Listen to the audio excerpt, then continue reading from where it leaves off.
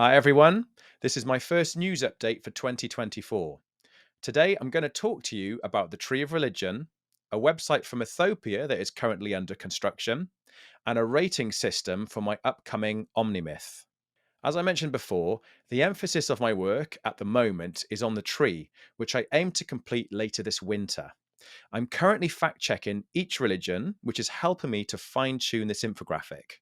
This includes a major adjustment at the base of the tree. The trunk was originally smaller and situated to the left of the image. However, it was creating a visual imbalance. This was most noticeable when viewing the European and Middle Eastern branches. These two columns carry over 150 religions between them, making it one of the most spiritually dense regions on this tree. The problem was that the base was too far to the left, which meant it wasn't supporting these colossal branches. If you looked at the old version, these two regions were resting on a medium sized branch, which portrays a weak foundation. So, to correct this, I shifted the base to the right a little bit, ensuring that it now supports these two columns. While it might seem like a minor adjustment, it now gives the image a more logical and balanced aesthetic.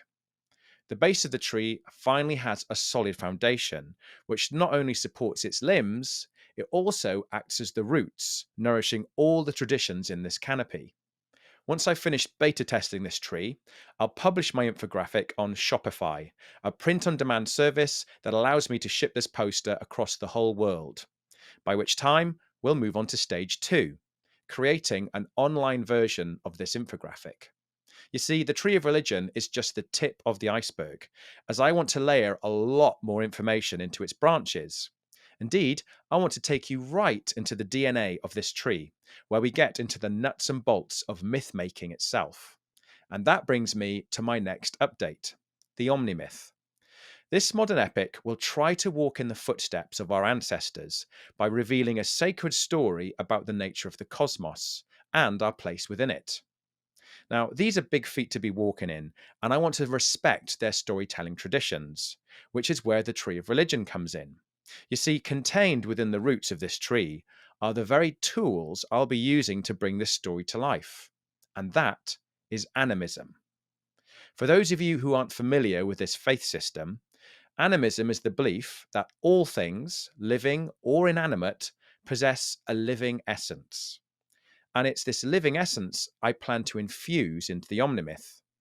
You see, without this magic ingredient, it would lose its mythical status and become just a regular piece of fiction.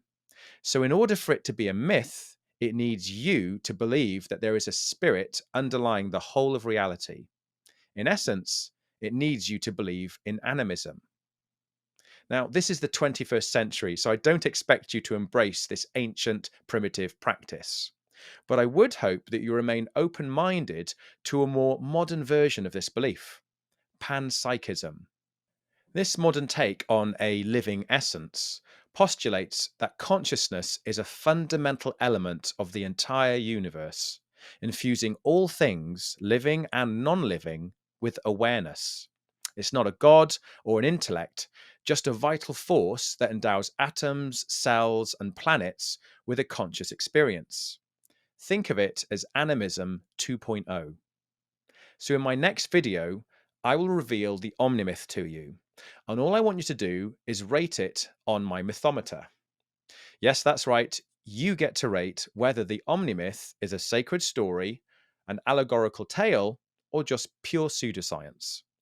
If the majority of you think this story is outlandish, misguided, or silly, then rate it accordingly. However, if this story captures your imagination and leaves you questioning the very nature of existence, if it causes you to reflect on the purpose of life and revere the cosmos in a more profound way, then hit the sacred story button and help bring this myth to life.